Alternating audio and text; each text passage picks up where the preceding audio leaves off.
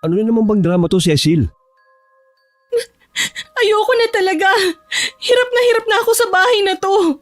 Hindi ko na kayang pakisamahan ng mama mo. Ano na naman bang ginawa ni Mama? Anong ginawa niya, ha?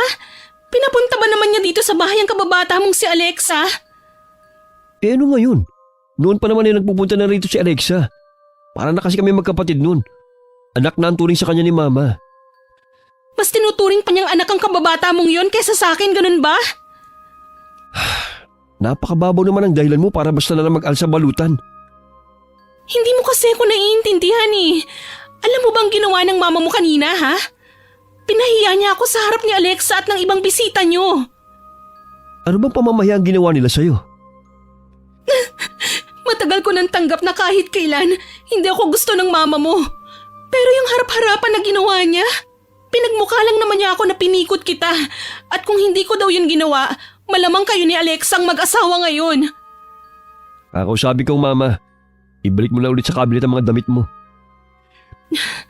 Kahit ilang beses mo pang kausapin ang mama mo, wala ring mangyayari. Pinangungunahan mo na kasi kagad eh. Nagsasabi lang naman ako ng totoo. Ilang beses mo na bang kinausap ang mama mo, ha? Hanggang ngayon, hindi pa rin nagbabago ang trato niya sa akin. Sinabi ko naman sa'yo, para magkasundo kayo ni Mama, hulihin mo ang loob niya. Ilang taong ko nang hinuhuli ang loob ng mama mo. Lahat ginawa ko na para mapaluguran lang siya pero baliwala pa rin sa kanya. Ang kababata mo pa rin na si Alexa ang gusto niya para sa'yo. Siya na ang maganda, matalino at ka-level niyo. Ikaw ang pinakasalan ko. Doon ka nakakalamang sa kanya. Ano ang silbi ng kapirasong papel na pinanghahawakan ko kung hindi naman ako welcome sa pamilya mo? Huwag mo na lang intindihin ang mga sinasabi ng pamilya ko. Hindi naman silang pinakikisamahan mo kundi ako eh. Mahal natin ang isa't isa. Yun lang ang mahalaga. May 3 taon na rin kami nagsasama ni Abdel. Minsan na rin ako nagdalang tao. Pero nung nasa 3 buwan na ang ipinagbubuntis ko nun, nakunan ako. Maselan kasi kung magbuntis. Pero dahil nakikitira kami sa biyanan ko, kailangan kong kumilos sa bahay nila. Marahil sa pagod na rin kaya dinugo ako. Nang yakapin ako ni Abdel, hindi ko na napigilang lumambot ang puso ko. Pinanghinaan na rin ako ng loob na ituloy pa ang plano kong pag-alis. Ilang sandali lang, nagpaalam siyang kakausapin muna ang mama niya. Tumango lang ako sa kanya. Nakaupo lang ako ng mga sandaling yon at nakatingin sa maleta kung saan ko isinilid ang mga damit ko. Napapitlag pa ako nang biglang bumukas ang pinto ng kwarto namin. At iniluwano ng galit na galit kong biyanan. Talaga bang gusto mo lumayo ang loob sa akin ng anak ko, ha? Ho? Hindi ko ho alam ang sinasabi niyo. Nagmamaang-maanga ka pa talaga, ha? Ano na naman ang isinumbong mo sa anak ko? Kasi mama, Yung nangyari ba kanina, ha? Napakaliit na bagay pinalalaki mo. Hindi ka man lang marunong sumakay sa biro ng mga bisita. Nakakahiya tuloy kay Alexa. biro lang po ba yun sa inyo? Kulang na lang ipagduldulan niyo ang babaeng yun sa asawa ko. Hindi niyo man lang inisip ang damdamin ko. Ako ba inisip mo, ha? Sarili mo lang laging iniisip mo. Lahat naman po ginagawa ko para matanggap niyo ako eh. Pero yung babae pa rin na yun ang gusto niyo. Dahil si Alexa, galing sa mabuting pamilya. Kalebel namin. Siya lang ang nababagay sa anak ko. Tandaan mo yan. Iniwanan pa ako ng matalim na sulyap bago lumabas si Mama Elena sa kwarto namin mag-asawa. Hindi ko na rin napigilang humagulgol habang sapo ang dibdib ko. Pakiramdam ko kasi, sobrang sikip na nito kaya halos hindi na ako makahinga. Yun din ang unang beses na direktang sinabi yun ng biyanan ko sa akin. Labis ako nanliit sa mga binitiwan niyang salita.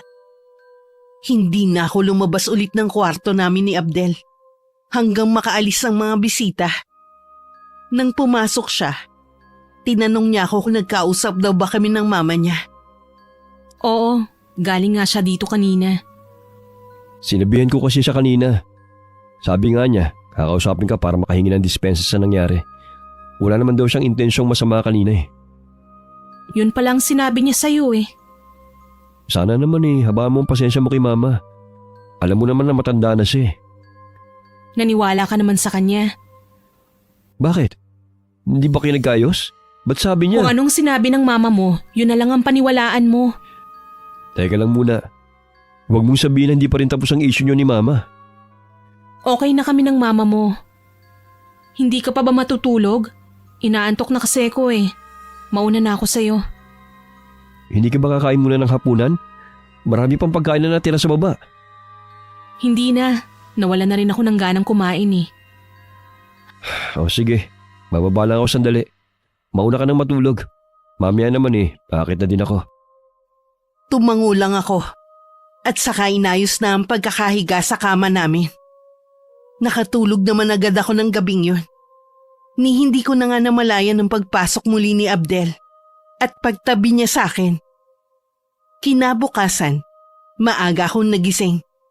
Tulog pa si Abdel sa tabi ko. Ako na lang ang bumangon at dumiretso na ako sa kusina para kumuha ng kape. Dala ang tasa, lumabas ako ng bahay. Napansin ko si Aling Desa na naglalabas ng mga bote at sirang gamit. Nahinuha ko agad na nariyan si Mang Ringo, ang regular na magbobote na pumupunta sa bahay. Napansin ko na maraming tirang pagkain kagabi, kaya kinuha ko at balak sanang ibigay sa matandang lalaki. Naaktuhan naman ako sa ginagawa ko ni Abdel, na pagbibigay ng pagkain. Kagigising lang niya at hinahanap ako. Agad niya akong tinawag at pinalapit sa kanya. Anong ginagawa mo? Ha? Bakit ka namimigay ng pagkain sa taong hindi mo naman kaano-ano? Mga tira ito kagabi. Tiyak naman na wala nang kakain nito. Kaya mabuti ng pakinabangan. Kahit na. Hindi ka dapat namimigay ng pagkain sa kung sino-sino lang. Si Mang Ringo naman yan. Siyang kumukuha ng mga gamit na sira dito. Hindi na ibang turing ko sa kanya. Kaya namimiha sa mga tao yan dahil sa ginagawa mo eh. Pagkain lang naman to. Hindi mo kailangan magsalita ng hindi maganda. Hindi lang sa pagkain na ibinibigay mo, kundi sa pagtrato mo sa kanila. Huwag mo sanang kalilimutan. Hindi natin sila ka-level. Ka-level na naman. Ano bang tingin niyo sa mga sarili niyo ha? Nasa hanay ng mga dugong bughaw? Para kayong pinanganak na may gintong kutsara sa bibig ah. Tama na nga. Ang aga-aga ay nagtatalo tayo. Sino bang nagsimula? Ikaw lang naman itong nagpapalaki eh.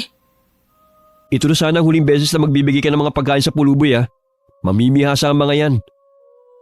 Tinapunan pa ng matalim na sulyap ni Abdel ang matandang lalaki bago pumasok sa bahay.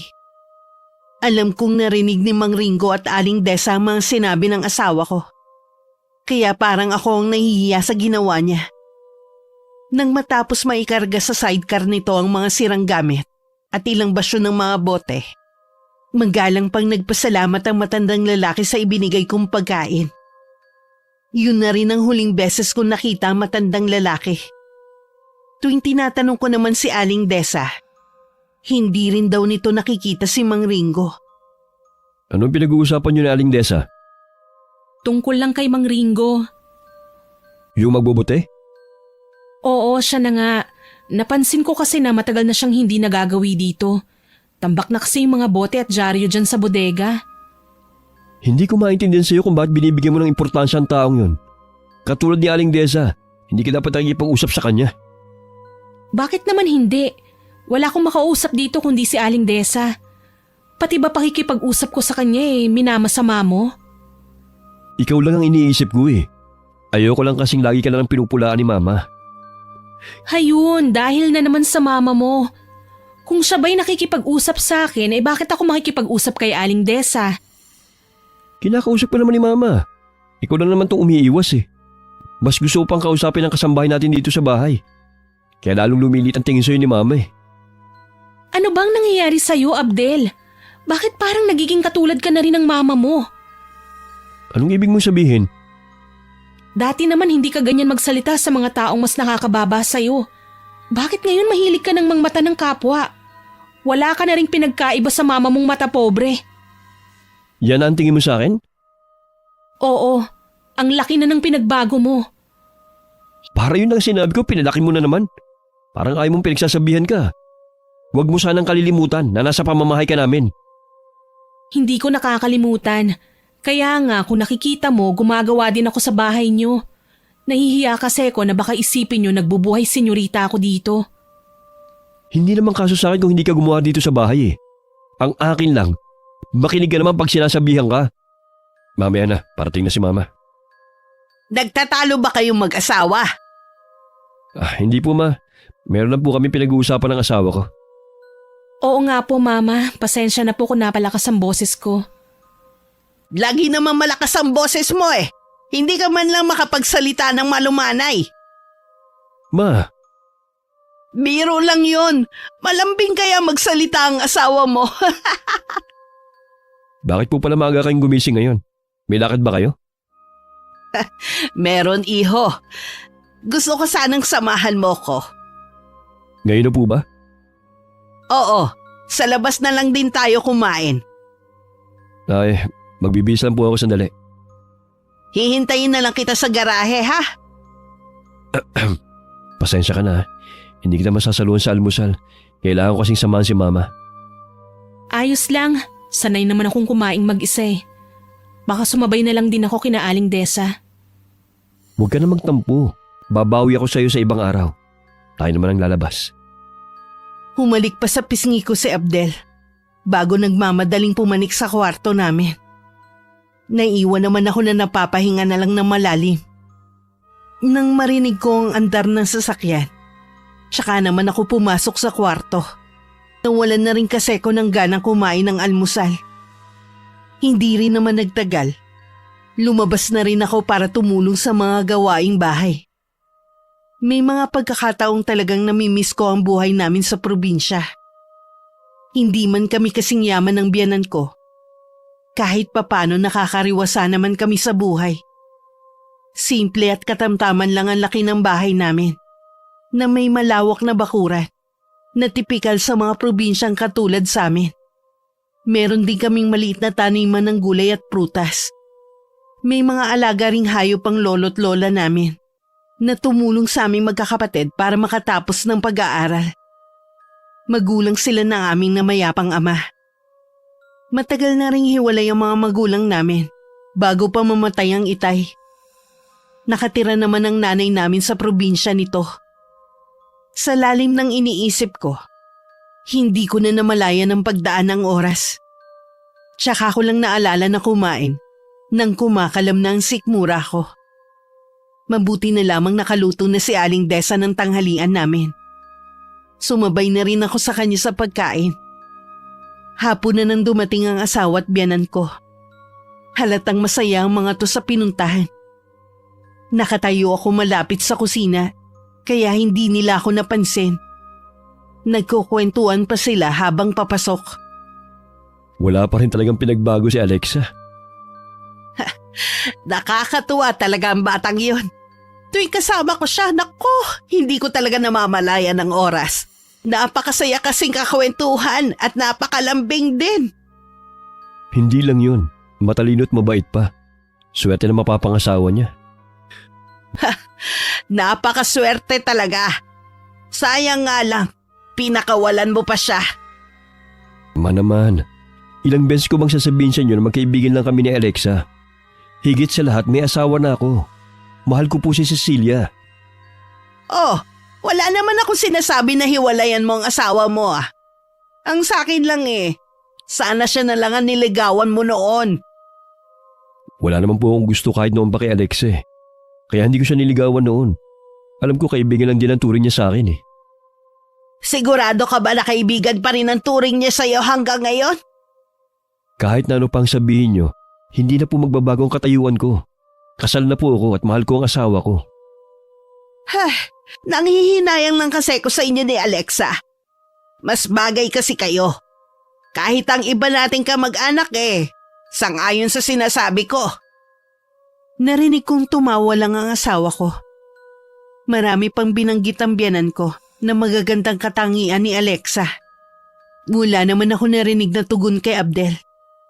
Sa hapunan, tamilmil akong kumain. Nakatungo lang din ako. At hinahayaan ko lang ang asawa at biyanan ko ang mag-usap. Hindi rin naman kasi ako makakasabay sa kanilang usapan. Dahil tungkol yun sa negosyo. Cecilia, bakit parang matamlay ka yata ngayon? Masama ba ang pakiramdam mo? Hindi po, Mama. Halos hindi kasi nababawasan ang pagkain mo eh. Nagmerienda po kasi ako kanina kaya parang busog pa po ako ngayon. Ganun ba? Hindi ka naman ba nainip dito sa bahay sa maghapon? Pasensya ka na kung natagalan kami, ha? Hindi naman po. Marami po akong ginawa dito sa bahay. Di ba sinabi ko naman sa'yo, huwag kang kikilos dito sa bahay. Hayaan mo lang ang kasambayang gumawa ng mga gawaing bahay. Ayos lang naman. Naiinip din kasi ko kaya gumagawa ako. Hay, sayang. Wala ka kasing alam sa negosyo. Di sana natutulungan mo si Abdel sa ginagawa niya. Pabuti pa si Alexa, ang daming alam. Tuluyan na akong nawalan ng gana sa pagkain. Kung hindi lang ako magmumukhang bastos, tatayo na ako at aalis sa harap ng hapagkainan. Nang sulyapan ko ang asawa ko, abala ito sa pagkain nito. Kahit hindi ako tumingin, ramdam ko ang nakakapasong titig sa akin ni Mama Elena. Nang sumunod na mga araw, malimit bumisita si Alexa dito sa bahay. Madalas din siyang inaabot na ng gabi, kaya dito na naghahapunan. At minsan pa nga dito rin natutulog. Kitang-kita naman ang saya sa biyenan ko sa mga natatanggap nitong regalo mula sa kababata ng asawa ko. Ang bait talaga ni Alexa. Hindi nakakalimot magbigay ng pasalubong. Saan ba galing ang mga ibinigay niya sa inyo? Galing sila ng Cebu ng mga kaibigan niya. Ilang araw sila nagbakasyon. At dun nga galing ang mga pasalubong niyang to. Kaya pala isang linggo rin siyang hindi dumalaw sa inyo.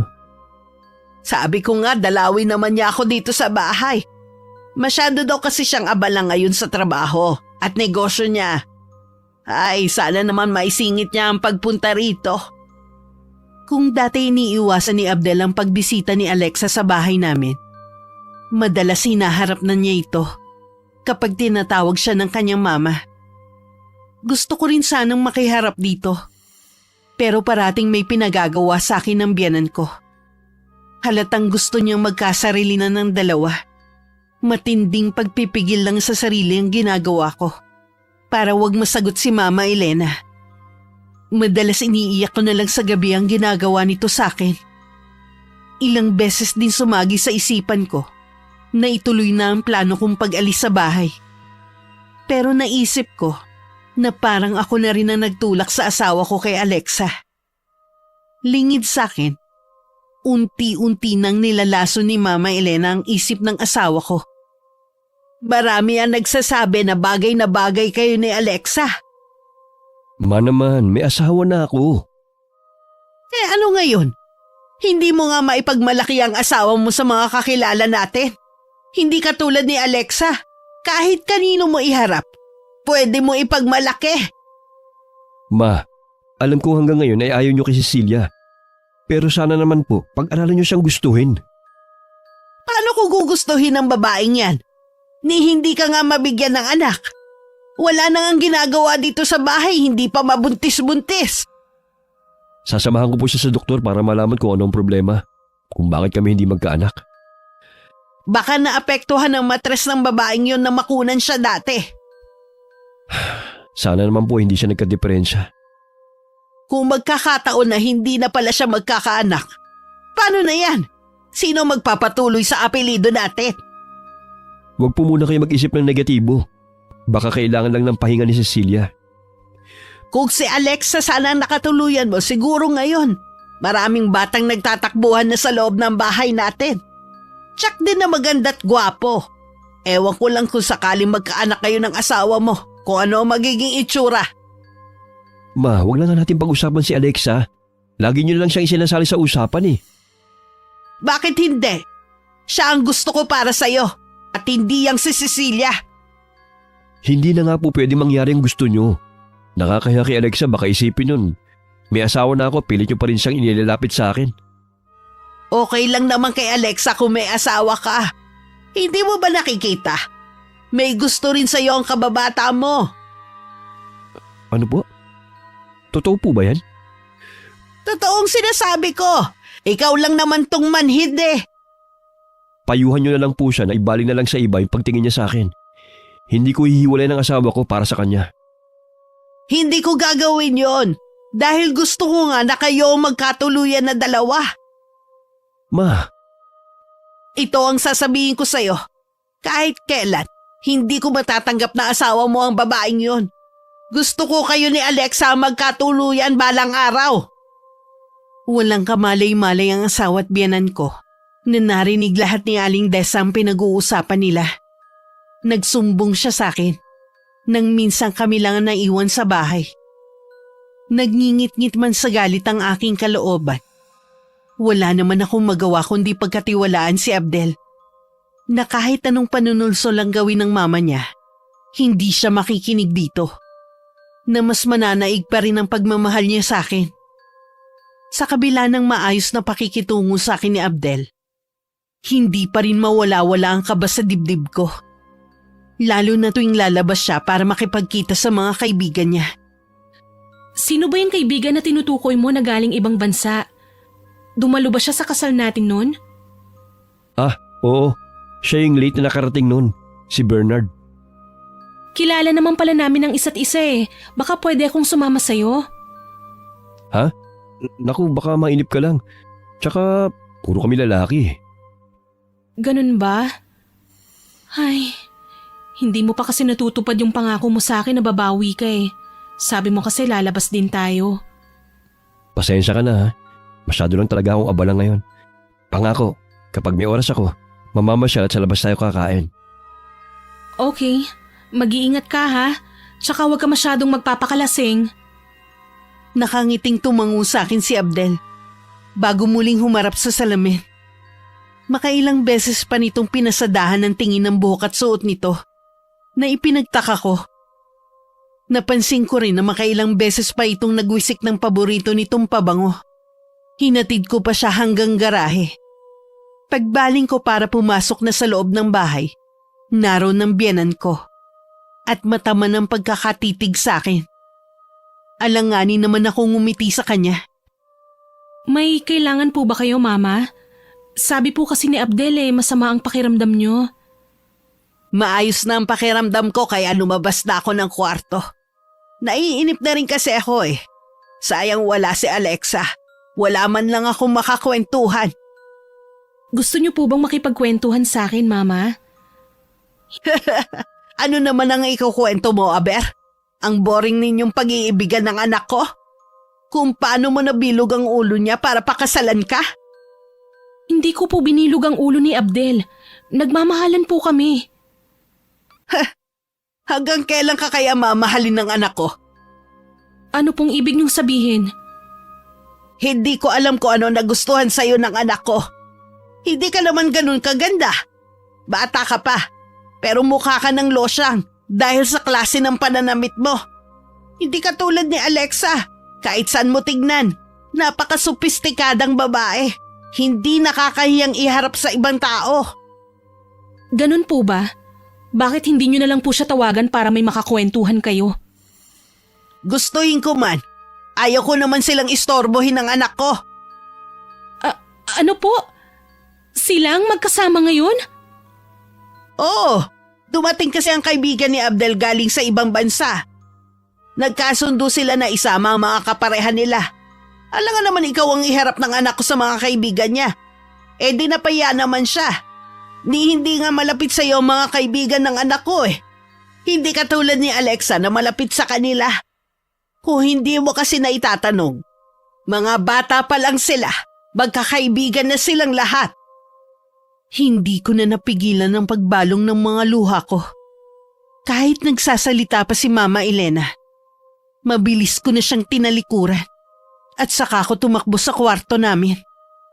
Dumapa ako sa kama at sa unan ko ibinuhusan lahat ng galit ko. Pinagsusuntok ko yun habang umiiyak. Sa hapunan kahit anong katok ni Aling Desa sa may pinto, hindi ako tumayo para pagbuksan siya. Malalim na ang gabi. Hindi pa rin dumarating si Abdel. Hanggang makatulugan ko ang paghihintay sa kanya. Pagsapit ng umaga, nagisnan ko ng gising si Abdel. Kahit masama ang loob ko, hindi ako nagpahalata sa kanya. Matamis ko pa rin siyang nginitian. Anong oras ka na nakauwi kagabi? Nakatulugan ko na ang paghihintay sa'yo eh. Mabuti hindi mo ko hinintay. Di sana napuyat ka rin. Pasado 1:00 na madaling araw kami naghiwa-hiwalay eh. Inumaga ka na pala. Kumusta naman ang pagkikita nyo ng mga kaibigan mo? Okay naman, masaya. Kagabi lang kami na kompleto eh. Binalikan din namin yung mga panahon na wala pa kami mga asawa. Dapat siguro sa susunod kasama nyo na ang mga asawa nyo. Ha? Ay, pwede naman. Babanggitin ko sa kanila sa susunod. Teka, bakit ang aga mo yatang naligo? May lakad ka ba? Ah, oo. Meron kasi akong kakatagpuin ngayon. Maaga kami magkikita eh. Sana ginising mo ako ng maaga para na ipaghanda kita ng almusal. Maaga ako nagkape kanina. Tsaka plano ko talaga na sa labas na kumain. Mukhang abala ka nga talaga. Oo eh. Tsaka pala. Huwag mo na akong hintay mamayang hapunan ha. Hindi na rin kasi ako dito kakain. O paano? Alis na ako. Nang makalabas si Abdel sa kwarto namin, tsaka naman nabura ang ngiti ko sa labi. Nanginginig din ako sa matinding galit na nararamdaman ko ng mga sandaling yon. Hindi ko rin maiwasan pagdudahan ng mga sinabi nitong dahilan kung bakit kailangan niyang umalis ng ganong kaaga. Sinadya ko na rin tanghali na lumabas ng kwarto namin. Sa sala na abutan ko si Mama Elena. Hindi ko na lang siya pinansin at tuloy-tuloy akong pumunta sa kusina. Hindi ko alam na susundan niya ako. Sino ka para bastusin ako sa sarili kong pamamahay, ha? Ma, hindi ko po kayo maintindihan. Nakita mo na ako nakaupo sa sala. Basta mo na lang akong dinaanan. Hindi ba kabastusan yon? Pasensya na po kayo, Ma. Hindi lang po maganda ang gising ko. Hindi na po mauulit ang nangyari. Hindi na talaga! Dahil sasabihin ko kay Abel ang ginawa mong kabastusan sa akin! Nakikiusap naman po ako sa inyo, Mama. Huwag na po nating palakihin ang bagay na to.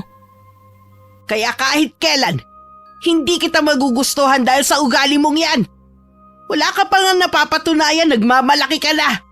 Wala ka talaga sa kalingkingan ni Alexa. Oo na! Wala talaga ako sa kalingkingan ng babaeng yun. Marunong akong mahiya at may delikadesa ako. Siya, alam niyang may asawa na si Abdel, pumapayag pa rin siya sa mga plano niyo na akitin at ilayo sa akin ang anak niyo? Ikaw na babae ka! Sige! Sampalin niyo ako. Tatanggapin ko dahil naging bastos ako. Pero tandaan niyo lang, mas nauna kayong naging bastos sa akin. Nagpupuyos ang kalooban ko na tinalikuran ko na si Mama Elena. Wala man lang akong pagsisising naramdaman sa ginawa ko. Nabawasan din ang bigat sa dibdib ko. Nang gabing dumating si Abdel, inaasahan ko na ang galit niya. Sa kwarto lang ako naghintay. Pagbungad pa lang niya, hindi na maipinta ang mukha niya.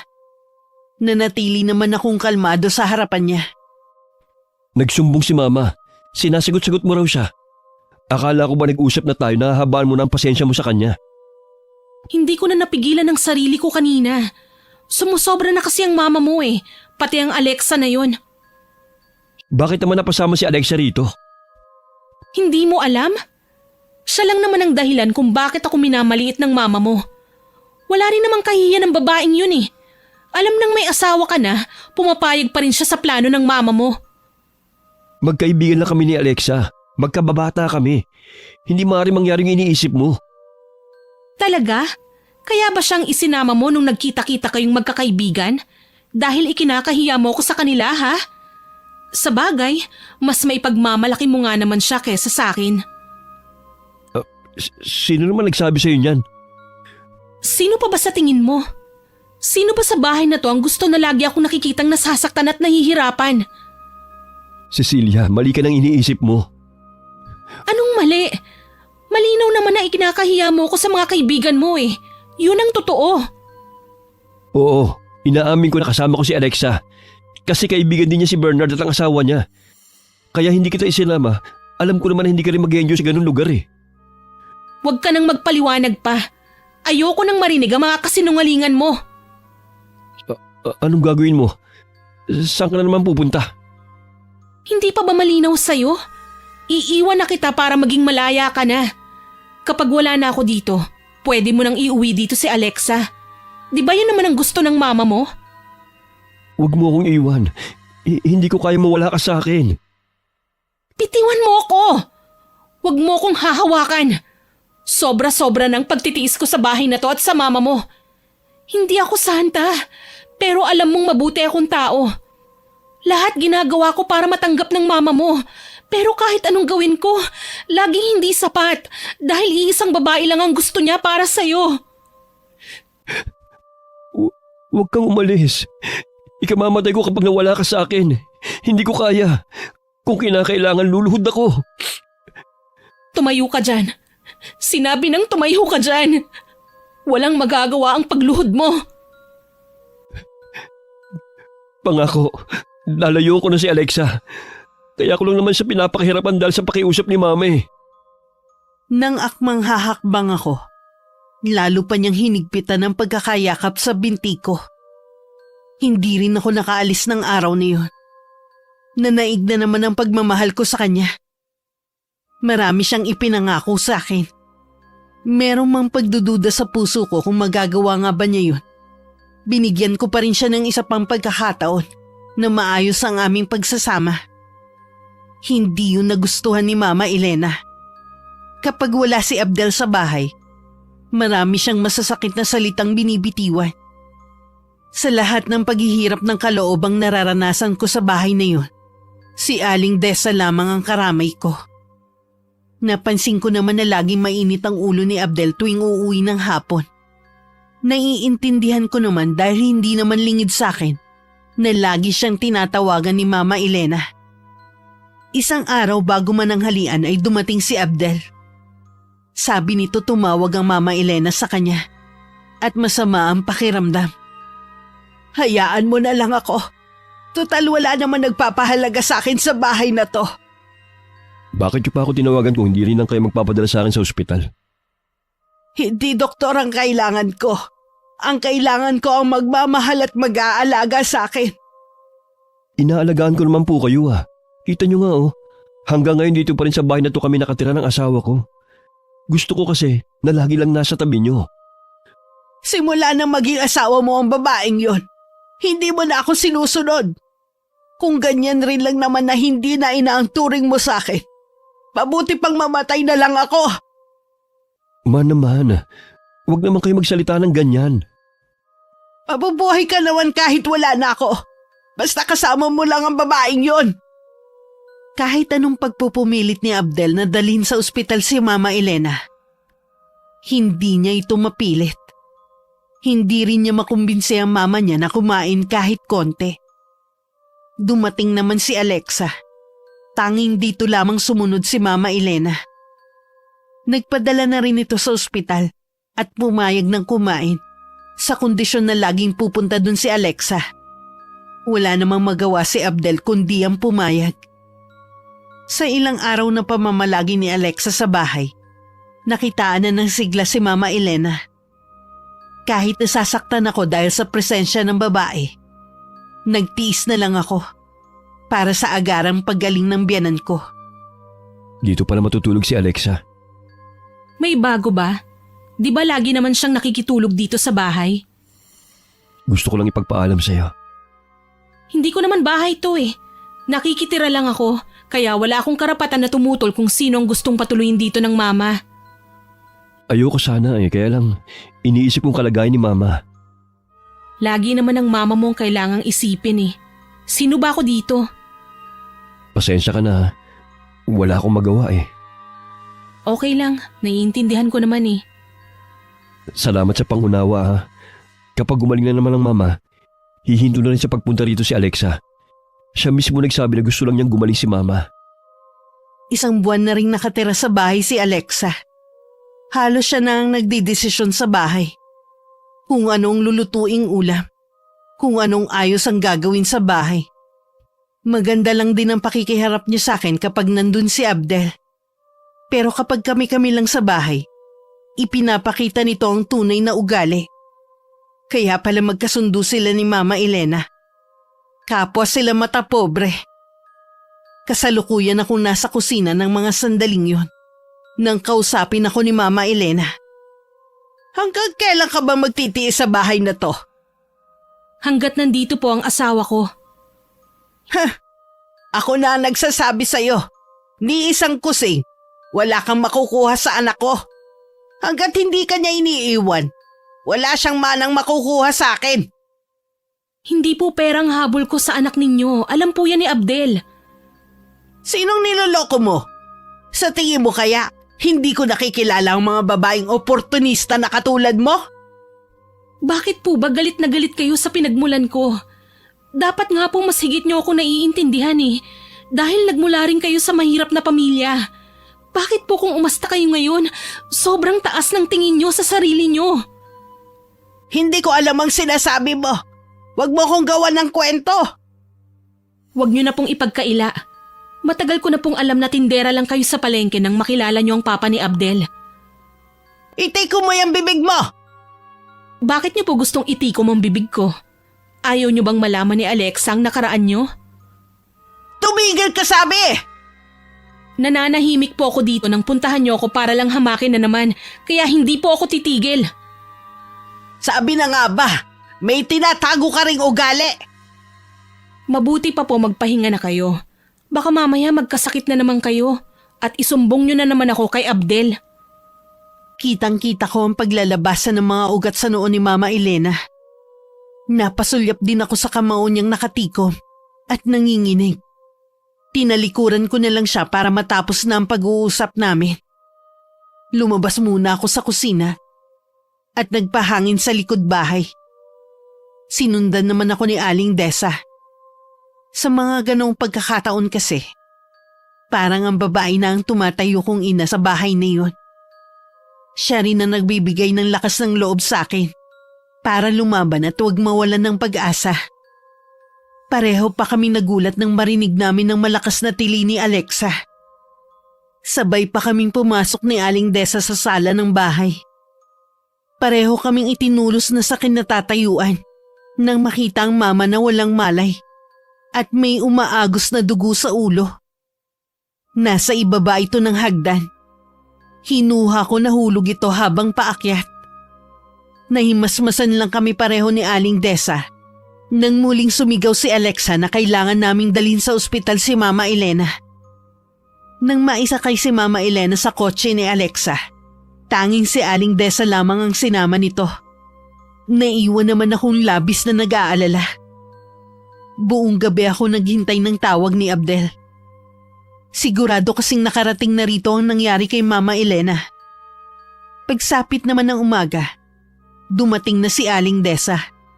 Sabi niya mabuti na ang lagay ni Mama. Pero kakatuwa ang kinikilos nito na tila may nais sabihin. Nang tanungin ko naman, malalaman ko rin daw pagdating ni Abdel. Nang dumating ang asawa ko, galit niya akong kinumpronta sa nangyari sa mama niya. Anong ginawa mo sa mama ko? Ano bang sinasabi mo? Wala akong ginawa sa kanya. Ikaw raw ang dahilan kung bakit nahulog si mama sa hagdan, sabi ni Alexa. Hindi totoo yan. Narinig na lang namin na sumigaw si Alexa. Pagpasok namin, nasa sahig ng mama at wala nang malay. Hindi ko na alam kung sinong paniniwalaan ko sa inyo eh. Bakit naguguluhan ka kung sino ang paniniwalaan mo sa amin ni Alexa? Natural lang na ako ang paniwalaan mo dahil asawa mo ko. Nagsasabi ka ba ng totoo? Bakit hindi mo tanungin si Aling Desa? Siyang nakakaalam sa totoong nangyari kay Mama Elena. Siya din ang nakakaalam kung paano ko tratuhin ng mama mo at ni Alexa. Nagkukunwari lang siyang mabait kapag kaharap ka. Pero kapag kami na lang ang nandito sa bahay, lumalabas na ang tunay niyang ugali. Pareho sila ng mama mo, mata pobre at mapangmata sa kapwa. Bakit hindi mo sinasabi sa akin yan? Para ano? Wala ka namang magagawa, di ba? Mama mo yun. Asawa mo lang ako. Natural na siya pa rin ang papanigan mo. Patawarin mo ako. Hindi ko na rin kasi alam ang gagawin ko sa inyo. Sabi mo nga, kahit anong gawin mo, hindi ka talaga matatanggap ni Mama. Iisa lang ang solusyon na naiisip ko. Ang umalis ako sa bahay na to. Hindi kita papayagan. Mamili ka. Ako o ang mama mo. Huwag mo namang gawin sa akin to. Hindi pwede na pareho mo kaming piliin. Hindi matatahimik ang bahay na to hanggat nandito ako. Kaya mamili ka sa amin ng mama mo kung sino ang mas matimbang sa'yo. Nang araw na yun nagdesisyon si Abel na ako ang piliin. Humingi lang siya ng palugit para magpaalam sa kanyang mama. Bubukod na kami ng titirhan. Malayo kay Mama Elena. Nang dumating si Mama Elena galing sa ospital, hindi na naghintay ng matagal si Abdel. Agad na niyang sinabi ang plano nito. Gaya ng inaasahan namin, hindi yun nagustuhan ng mama niya. Galit na dinuro-duro pa ako nito. Hindi naman ako nagpatinag. Alam kong nasa panig ko ang asawa ko. Kahit nandun pa rin kami, tuluyan nang nawala ang bigat sa dibdib ko. Dahil sa wakas makakalaya na rin kami sa bahay na yun at sa manipulasyon ni Mama Elena. Ngunit hindi ko inaasahan ang mga susunod na sinabi ni Mama sa amin. Oras na umalis ka rito, Abdel. Ni isang kusing wala kang makukuha sa akin. Sa ibang tao ko ibibigay ang mana mo. Titiyakin ko rin maghihirap ka. Babawiin ko sa iyo ang negosyo, sasakyan mo, at pera mo. Hindi niyo yung magagawa sa akin, Mama. Kapag pinili mo ang babaeng yan, makakaya mo bang tumira sa barong-barong? Kaya mo bang magtiis na yung ipapaulam sa'yo galing sa karinderya? Ang mahalaga naman po ay magkasama kami ni Abdel. Makakaraos din po kami. Makakaraos? Kailan pa? Hindi sanay ang anak ko sa mahirap na buhay. Kaya mamili ka. Ang babaeng yan o ang yaman na nakasanayan mo na? Abdel, mabuti pang umalis na tayo. Huwag mo na siyang pakinggan. Di ba sabi mo, lahat kakayanin mo basta magkasama lang tayo? Sige, sumama ka sa babaeng yan. Nang maranasan mo kung paano maghirap. Tingnan ko lang kung kakaibiganin ka pa rin ng mga kaibigan mo. Oras na malaman nila na isa ka ng pobre. Hindi sila tunay na kaibigan kung sa ganitong panahon nila tatalikuran si Abdel. Bakit hindi ka sumagot, Abdel? Umalis na tayo, Abdel. Halika na. Cecilia, Bakit? Kailangan na nating umalis. hindi ko kayang maghirap. Hindi ko kakayanin. Ano? Pero sabi mo sa akin, hindi mo kayang mawala ako sa'yo. Bakit ngayon yan ang sinasabi mo? Mahal kita. Kaya lang hindi ko kayang maghirap. Ang mawalang mga nakasanayan ko na. Kaya mo akong ipagpalit sa pera? Abdel, kaya naman nating kumita eh. Magtatrabaho din ako. Hindi mo ko naiintindihan. Laki ka kasi sa mahirap. Kaya okay lang sa'yo na maghirap ka uli. Paano ako? Hindi ko kaya magdaldal ng asin sa piling mo. Akala ko, hanggang huli ay paglalaban mo ko. Bakit ang bilis mo namang bumitaw? Patawarin mo ko. Hayop ka. Wala kang pinagkaiba sa mama mo. Mag-ina nga kayo. Narinig mo na ang desisyon ng anak ko. Makakaalis ka na sa bahay ko. Dalhin mo na lahat ng gamit mo. Bilisan mo na bago pa kita ipakaladkad. Abdel, bakit? Bakit? Patawarin mo ko. Hindi kita maaaring piliin. Nang mga sandaling yun, tuluyan ng gumuho ang natitira kong pag-asa. Ang inaakala kong lalaki na magtatanggol sa akin hanggang sa huli ay iniwan ako sa ere. Mas binigyan nito ng halaga ang yaman kesa sa akin.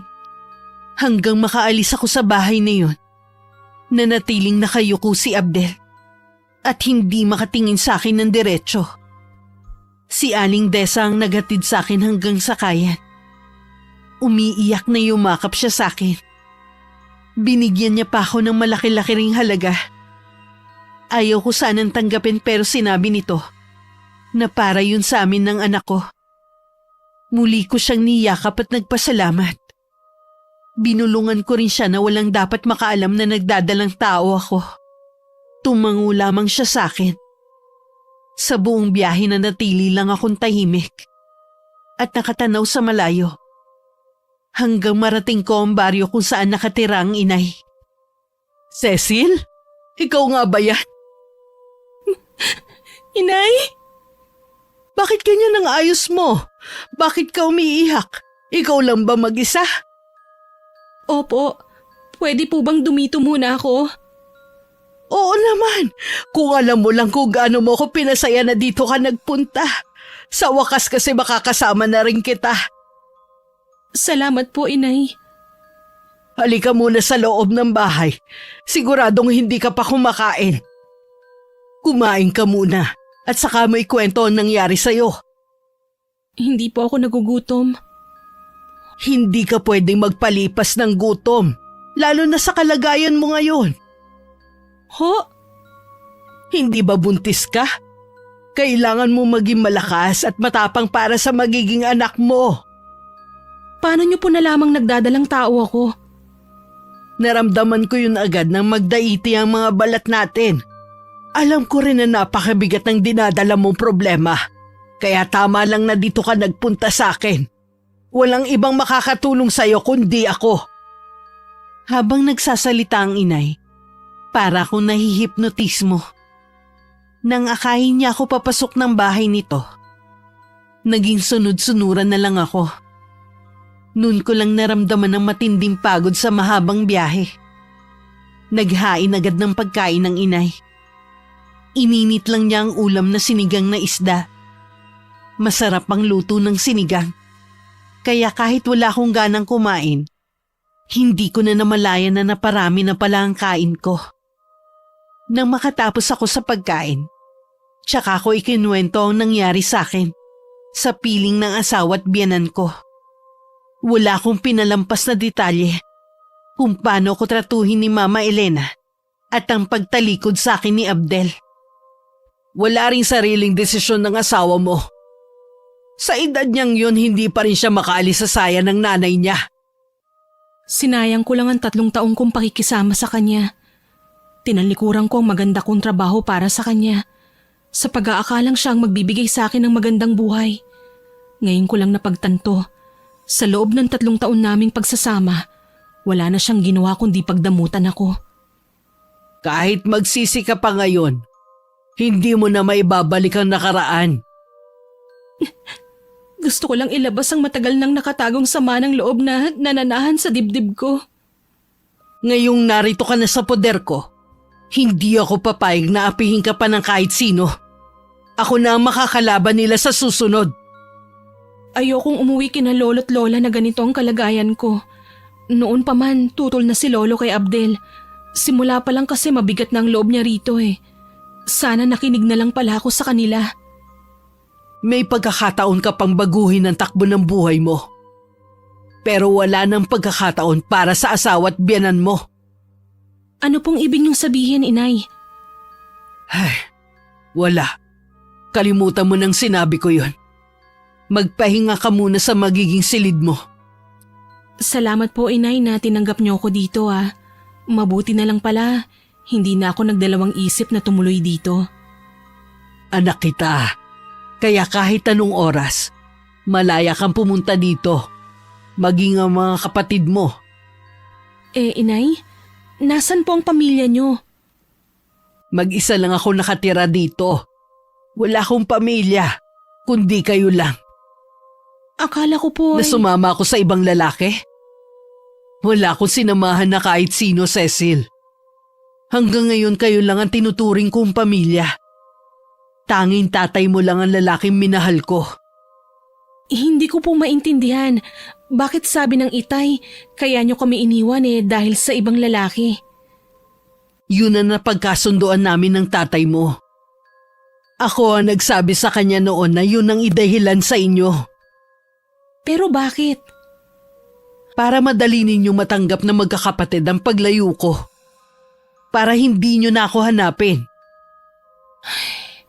Buong buhay namin ni na kuya nang ulila kami sa inyo. Inakala namin na inabandonan nyo nga kami noon. Patawarin niyo ako. Hindi ko rin kagustuhan na malayo sa inyo. Wala lang akong pagpipilian noon. Naipit ako sa pagmamahal sa inyo at sa obligasyon ko sa aking ina. Naging sapat ba ang dahilan nyo para iwan kami? Hindi. Pero hindi ako nagsisisi sa naging desisyon ko. Dahil batid ko sa paglayo ko sa inyo, nailigtas ko kayo sa mas malaking kahihiyan. Ngayon alam ko na kung bakit hindi nag-asawang Itay noon. Dahil hanggang sa huling hininga niya, kayo pa rin ang mahal niya. Ganun din ako. Tatay niyo lang ang mamahalin ko habang nabubuhay ako. Yung sinasabi niyo na dahilan ng paglayo niyo, ano po ba yun? Malalaman mo rin sa mga susunod na araw. Gusto kong ikaw mismo ang makaalam. Gusto ko pa sana mag-usisa kay inay. Pero nagpatiuna na siya sa paghakbang papunta sa magiging silid ko sa bahay na yun. Isang katamtamang laki ng silid ang pinasok namin. Meron din nag-iisang bintana. Malaki yun kaya malayang nakakapasok ang sariwang hangin. Ang tanging laman nun ay isang kama at drawer. Lagi ko nililinisan ang kwarto na to. Umaasa kasi ko na baka isa sa inyong mga anak ko makaalalang bisitahin ako rito. Maraming salamat po, Inay. Tiyak na magiging masarap ang tulog ko mamayang gabi. Habang nandito ka, huwag ka munang mag-isip ng kahit ano. Kailangan mo rin makapagpahinga alang-alang sa dinadala mo. Opo, Inay. Oh, maiwan muna kita. Titingin ako sa talipapa ko anong pwedeng mabili na merienda doon. Tatawagin na lang kita kapag nakaluto na ako. Sige po, Inay. Nang mapag-isa, itinabi ko na muna ang mga dala kong bagahe. Nahiga muna ako sa higaan. Nakaramdam naman ako ng kaginhawaan nang mailapat ko ang likod ko sa malambot na kama. Hindi ko rin namalaya na makakatulog pala ako. Nagising ako ng hapon na. Uminat pa ako. Magaan na ang pakiramdam ko. Lumabas ako sa silid ko at nakita ko ang inay sa kusina. Ngumiti naman siya sa akin nang makita ko. Malapit na itong maluto. Maupo ka na muna riyan. Napahaba po yata ang tulog ko.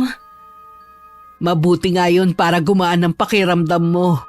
O heto, magmerienda ka muna. Sabayan niyo na po ako, Inay. Habang pinagsasaluhan namin ng inay ang inihanda nitong merienda, hindi ko naman maiwasan na isipin ang nangyari sa akin. Lingid sa akin, pinagmamasdan naman ng inay ang ekspresyon ko. Nababasa nito ang laman ng isip ko kahit hindi ako magsalita. Isa yun sa mga katangian ng inay, ang makabasa ng iniisip ng ibang tao. Alam mo anak, hindi kita pipilitin na kalimutan agad ang nangyari sa'yo. Pero sana tanggapin mo na sa sarili mo na kahit kailan, hindi na kayo magkakaayos ng asawa mo hanggat buhay ang biyanan mo. Naranasan ko po na lumaking hindi buo ang pamilya. Ayoko po sanang maranasan yun ng magiging anak ko. Sa kabila na wala ako sa tabi nyo habang lumalaki kayo, naging mabuti kayong mga bata. Hindi lang yun. Nagawa nyo pang magtapos ng pag-aaral. Kaya naniniwala ako na magagawa mo rin yun sa anak mo kahit wala ang ama niya sa tabi nyo. Hindi ko kayo pababayaan na magiging apo ko. Hindi ako nakaimik sa sinabing yun ng inay. Litong-lito pa rin kasi ko sa mga sandaling yun. Sa kaibuturan ng puso ko, umaasa pa rin ako na sana maayos pa rin namin ni Abdel ang pagsasama namin. Sadya yatang matigas ang ulo ko. O ganito lang talaga ang nagmamahal. 1 linggo na ako sa bahay ng inay nang magpaalam akong luluwas. Hindi ko sinabi ang dahilan ko. Pero nararamdaman ko na alam niya kung saan ako pupunta. Nagbilin lang siya na mag-iingat ako. Nang araw na yon, day off ni Aling Desa. Nagkita kami sa isang lugar na tanging kami lang ang nakakaalam. Minsan na kasi niya akong dinala doon. Tuluyan na naglaho ang natitirang pag-asa sa akin na maaari pang maayos ang pagsasama namin ni Abdel. Sinabi kasi ng kasambahay na nagsasama na sina Alexa at Abdel sa iisang bahay. Opisyal na rin di umano ipinahayag ng dalawang kanilang relasyon. Pinayuhan na lang ako ni Aling Desa. Nakalimutan na ang asawa ko at magpakalayo-layo na lamang. Pag-uwi ko sa bahay ng inay, lagi lang akong tulala at nakakulong sa kwarto ko. Hindi ko natuloy na mamalayan ang ginagawa ng inay. Minsan kailangan kong magbanyo. Naabutan kong may mga tao sa sala. Isa sa kanila ang nag-abot ng sobra na naglalaman ng pera. Napakunot ang noo ko habang nakatingin sa kanila. Nang makaalis ang mga bisita, tsaka ako nagtanong kay inay. Para po saan ang perang ibinigay nila sa inyo? Para sa serbisyong ginawa ko sa kanila. Ano pong klaseng serbisyo? Siguro ito na ang tamang panahon para malaman mo ang tungkol sa akin. Ang gawain ding ito ang dahilan kung bakit kailangan namin maghiwalay ng itay nyo. Kailangan ng mamahinga nun ng inay. Dahil nag-iisa lang akong anak, walang magmamana ng kanyang kaalaman kundi ako. Wala akong magawa kundi talikuran kayo at sundin ng inay para tuluyan na siyang mamahinga. Cecil, isa akong mangkukulam. Ha? Isang mangkukulam? Oo, mula nang tanggapin ko ang pamana ng inay. Ito na ang pinagkakakitaan ko. Hindi po ba masama ang mangulam ng ibang tao? May kapalit po itong masigit na kaparusahan sa gagawa. Alam ko. Tinanggap ko na rin ang magiging kapalaran ko kung sakali na merong albularyo na makakatalo sa akin. Katulad na nangyari sa aking ina. Nagawa niyong talikuran kami para sa paggawa ng masama. Hindi masama ang ginagawa ko. Masamang tao din ang kinukulam ko. Yung mga halangang kaluluwa at wala nang ginawa kundi ang mamerwisyo ng ibang tao. Kahit na po, Nay, masama pa rin po ang ginagawa niyo. Sana naman po itigil niyo na yan. Patawarin mo ko, anak. Hilingin mo na ang lahat. Wag lang ang bagay na to. Oras na talikdan ko ang gawain ito. Para ko na rin tinalikuran ng pamana sa akin ng inay. Hindi ko maintindihan ang katwiran na yun ng inay. Pero hindi ko na rin siya pinilit na talikuran ng ganong gawain. Pero nangako ako sa sarili ko na hindi ko siya gagayahin. May takot pa rin ako sa Diyos. At ayokong saan ako mapunta ang karma. Hindi ko naman yun itinago kay inay. Na hindi ko gustong magmana ng kaalamang itim nila ng kanyang ina. Nangako naman ng inay na wala sa aming magkakapatid ang magmamana ng kaalaman niya sa kulam. Araw-araw maraming nagpupunta sa bahay para hingin ang serbisyo ng inay, kapalit ng malaking halaga. Mahigpit din at mabusisi ang inay pagdating sa taong gustong ipakulam ng mga lumalapit sa kanya. Kailangan may sapat na dahilan at karapat-dapat ang taong yun sa gagawin niyang pangungula. Katulad ng mag-inang galing pang malayong lugar. Nasa 15 anyos lamang ang anak nito at malaki na ang tiyan. Ayon sa kwento ng ina, ginahasa ng paulit-ulit ang anak nito hanggang magdalang tao. Dahil mula sa maimpluwensyang pamilya ang mga taong sangkot, nahirapan sila na makuha ang hustisya. Hindi na rin kinuha ng inay ang perang inaabot sa kanya ng babae. Ibibigay na lang daw nito ang serbisyo ng libre. Labis na nagpasalamat naman ng mag-ina. Bago umalis, iniwan na ng babae ang mga larawan ng mga taong gumahasa sa anak nito. Bakit hindi niyo po kinuha yung binibigay na pera nung Ali? Kapag ginawa ko yun, para na rin akong walang pinagkaiba sa mga taong yun. Ayoko samantalahin ang kalagayan nila para kumita ng pera. Sa bagay nga po, nakakaawa yung bata. Napaka-inosente niya para gawin ng ganong kahayupan sa kanya. Matinding parusa ang gagawin ko sa kanila. Higit pa sa nangyari sa dalagitang yon. Hindi na ako nagtataka kung bakit mas lumalapit sa inyo ang mga taong yun. Nawalan na sila ng tiwala sa batas natin.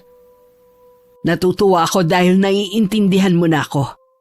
Hindi lang naman dahil sa pera ang dahilan ko, kundi gusto ko rin tulungan ng mga mahihirap na inaabuso.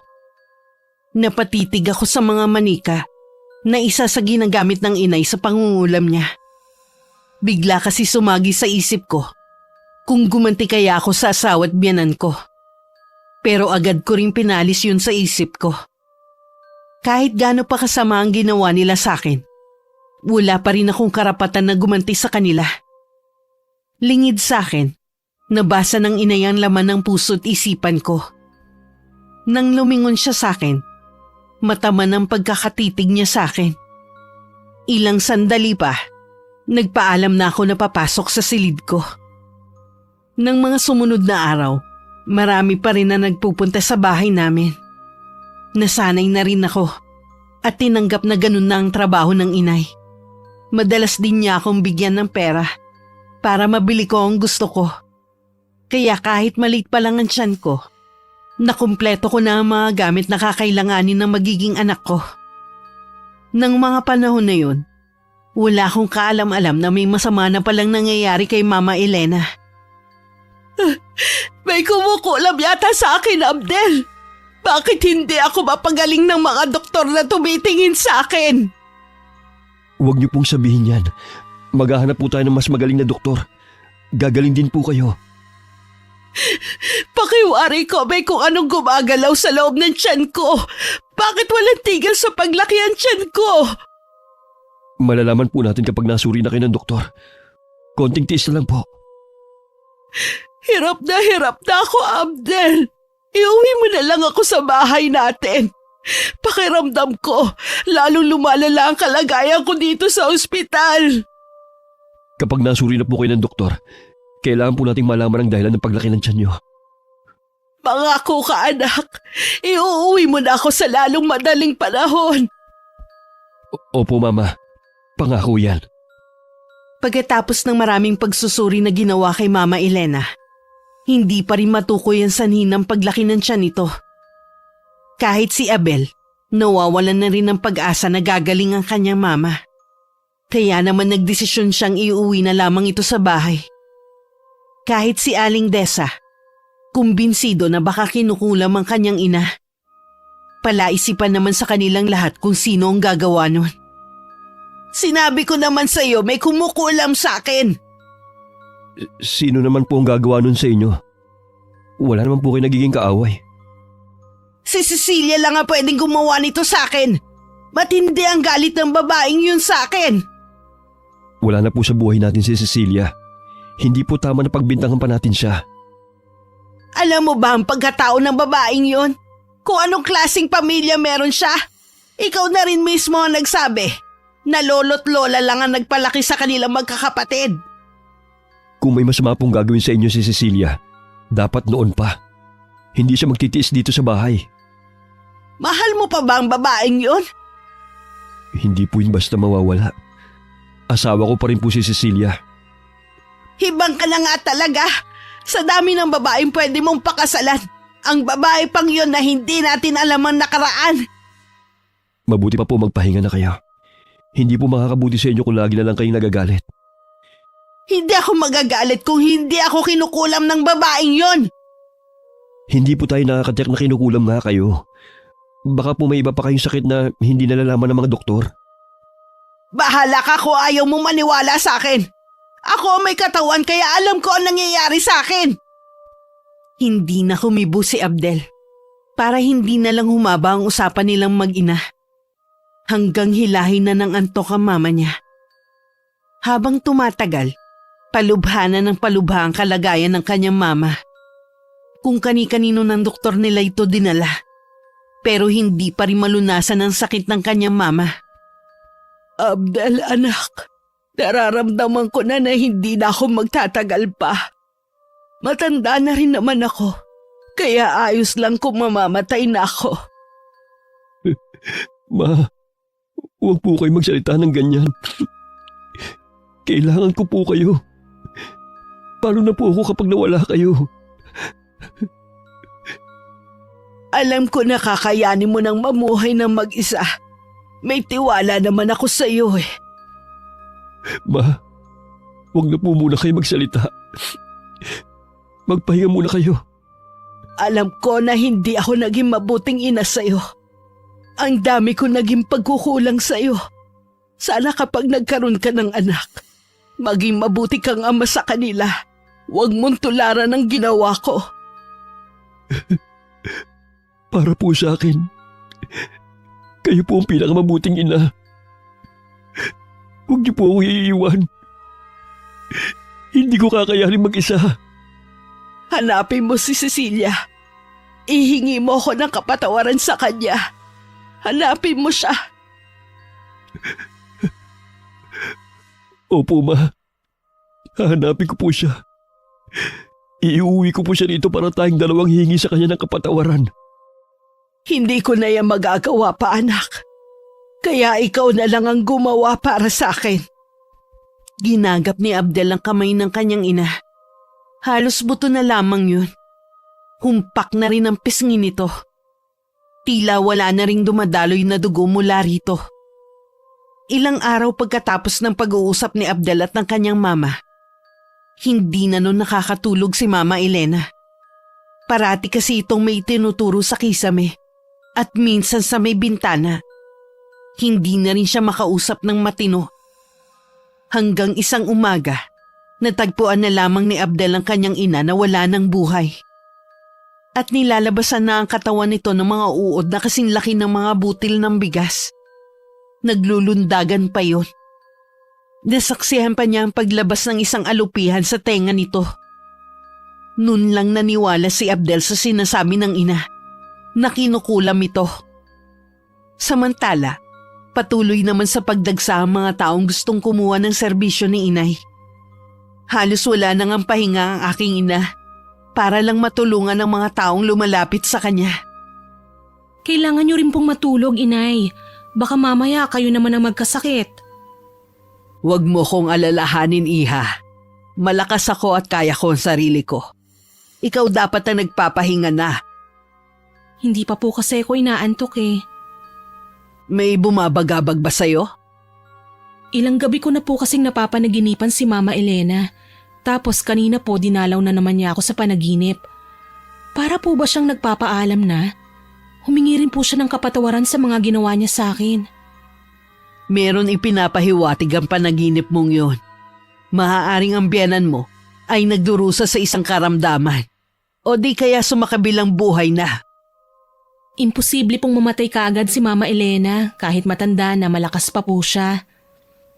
Hula ko lang naman yon. Pero malay naman natin. Ay, wag na nga po natin siyang pag-usapan. Mahihiga na lang po ako ulit at pipilitin kong makatulog. Mabuti pa nga. Matutulog na rin ako maya-maya. Tatapusin ko lang ang paglalagay ng sinulid sa mga alaga kong insekto. Nang humakbang ako pabalik sa silid ko, hindi ko na nakita pa ang pagsilay ng ngiti sa labi ng inay. Tumayo pa siya at kinuha ang isang litrato. May patak pa ng kandilang itim ang bandang tiyan ng taong nasa larawan. Kinabukasan, pagkatapos ng almusal namin, nagpaalam ang inay na may pupuntahan lang. Kapag daw may naghanap dito, sabihin ko na lang daw na babalik din siya agad. Naisipan ko na lang na maglinis ng buong bahay. Hindi pa naman malaki ang tiyan ko, kaya nakakagalaw pa ako ng maayos. Naisip kong pasukin ang kwarto ng inay, kung saan siya nagsasagawa ng kulam.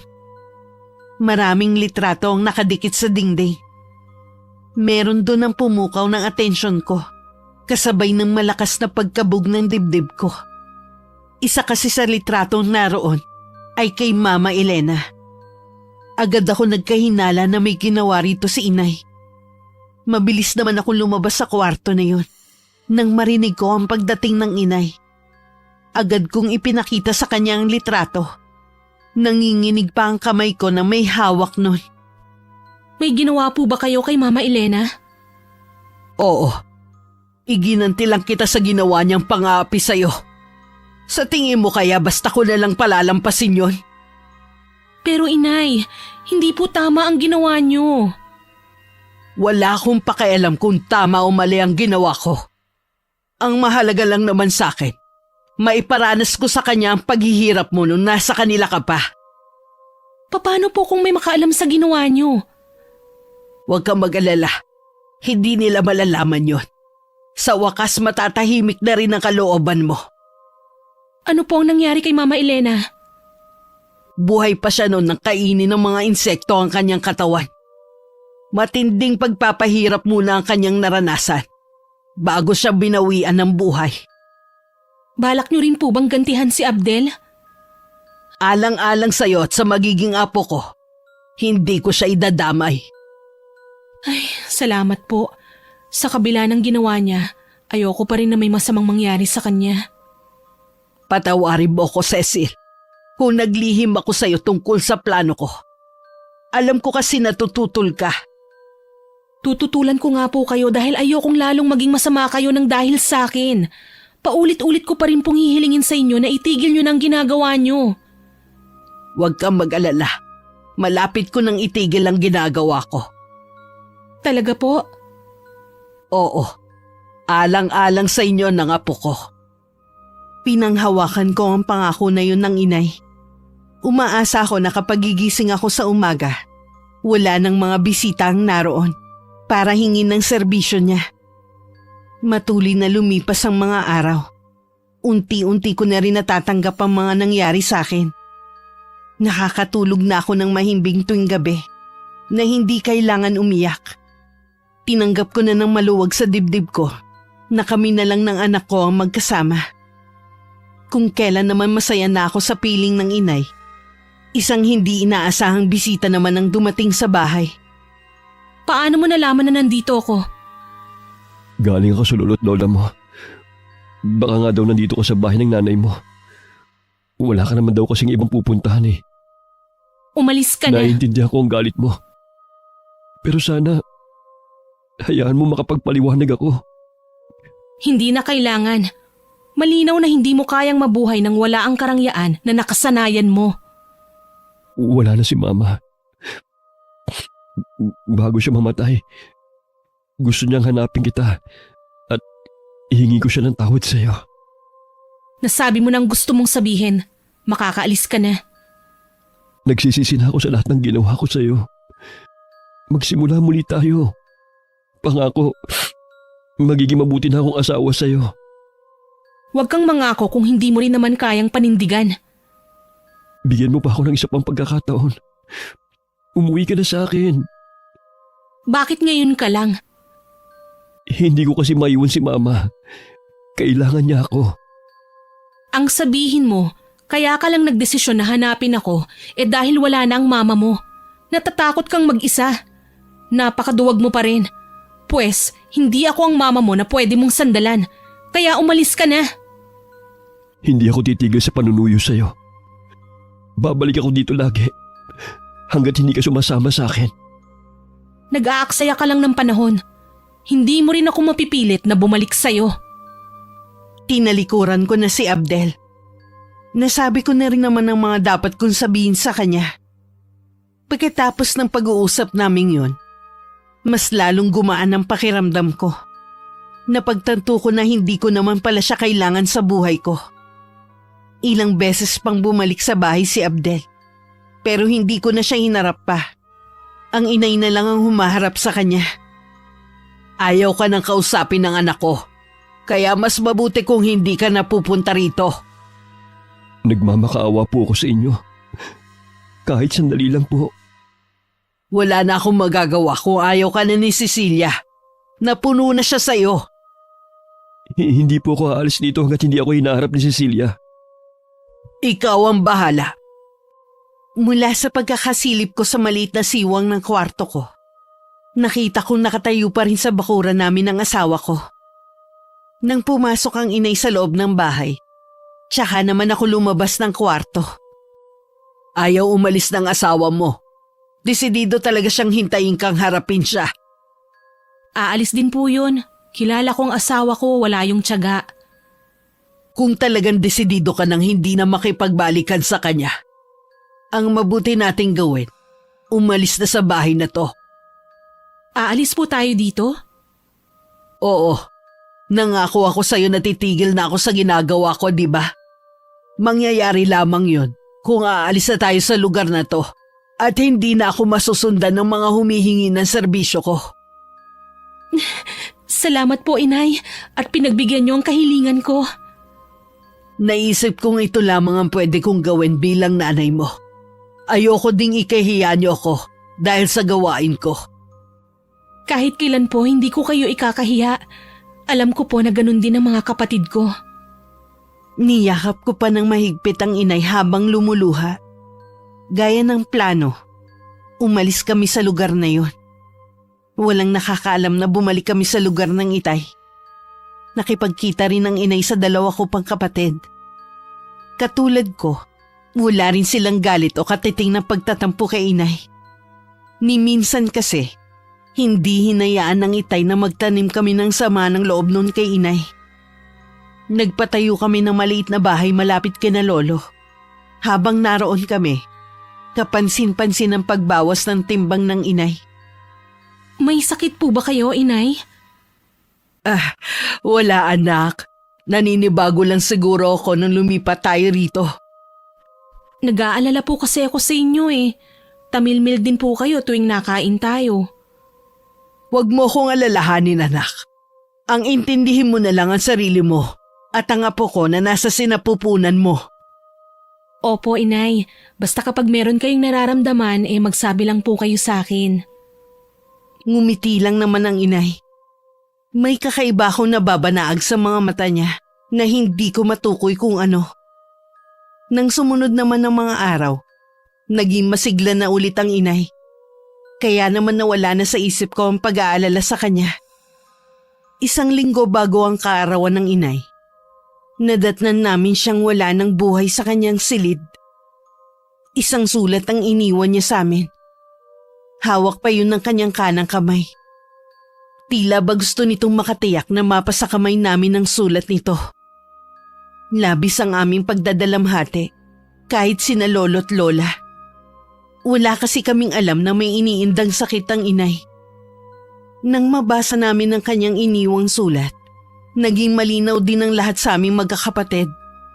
1 mangkukulam din ang nagbigay ng sakit kay inay.